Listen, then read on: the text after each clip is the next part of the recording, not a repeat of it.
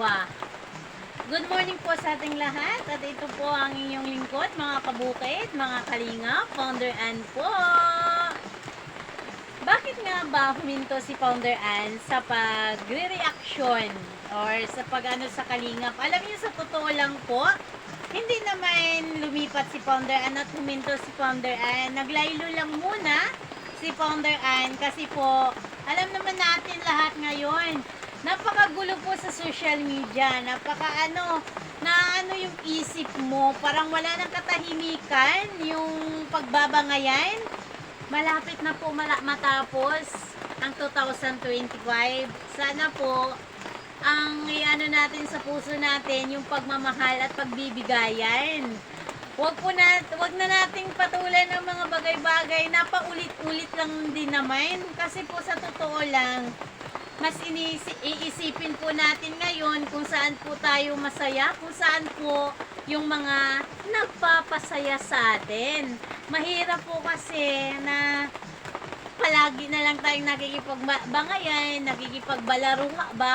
balahuraan, at higit po sa lahat, nakikipagmurahan. Sa totoo lang po, nakakamiss din. Namimiss ko, pero sadyang ganun lang talaga. Lahat naman tayo may mga option kung mananatili ka sa ganong ganong paraan mo.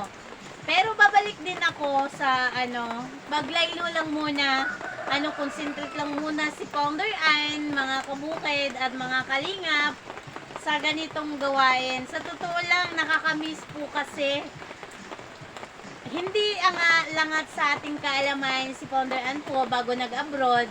Ito po talaga yung ginagawa ko noon pa man. Kaya po, nakakamiss at mahal ko po talaga ang pagpa-farming.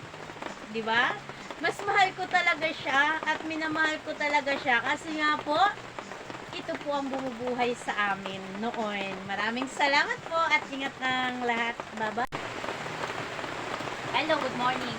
Daily routine, maulan na umaga po sa ating lahat, mga kabukid.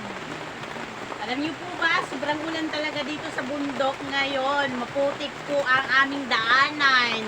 Tapos kahapon pa, ang tawa ko, ang stress ko, nakawala yung aking beek.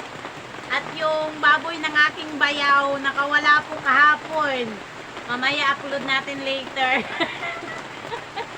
Alam niyo, sa totoo lang, nakakatuwa dito na ang saya na-stress talaga ako kahapon. 2 beses ang nakawala na baboy at ang aking biik. Good morning, good morning, good morning, good morning po. Andito ulit tayo sa ating halamanan. So alam niyo ba, sa totoo lang, masisira ang aming halaman kapag laging umuulan. Matutunaw po sila sa ulan. Kaya ganun po talaga. Yes!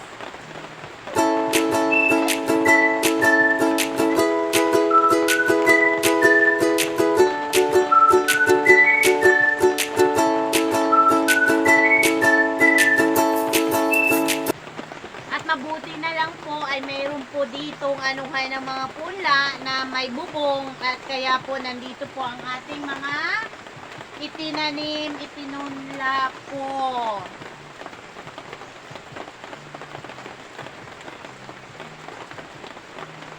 Sa totoo lang, ang hirap ng ganito kapag umuulan talaga dito sa bukid.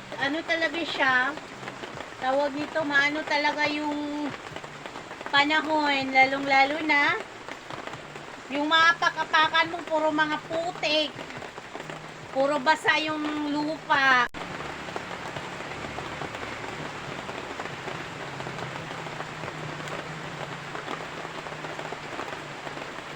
Nakakatawa pag napunla ka na may video ganito, kasi may tendency talaga na mabubuhay. Kaso nga lang, yung mga halaman na tinanim sa lupa, may tendency po na masisira. Lalong-lalo na, especially talaga yung pitsay. Ang pitsay po talaga is natutunaw po yan sa tag-ulan. Hindi po talaga yung pitsay sa tag-ulan, talagang masilan po talaga ang pitsay. mahusay. Kaso nga lang, wala tayong magagawa. Ganito talaga ang panahon is maulan. At ito po, yung tinanim natin na nilipat ko, ito nga yung suha na 50 mahigit at mayroon pa po akong hindi pa naisalin, hindi pa nailagay natin sa black bag. Kaya siya, nandun muna siya, tabain muna natin bago natin ilipat ulit. At ito nga po, yun nga, anong mangyayari ng ganito na maulan naman. Diba? Parang ang laki-laking parang ang laki-laking mawawala sa ng pagtatanim. Ganun talaga eh. Hindi lahat paldo, hindi lahat umaayon sa iyo ang panahon. Mayroon talagang ganitong panahon na kahit ayaw mo man, pero wala, umuulan talaga, wala kang magagawa kapag ganun talaga, pag ganito ang panahon. Magpasalamat na lang tayo at hindi po totaling malakas yung ulan na umano sa Rizal.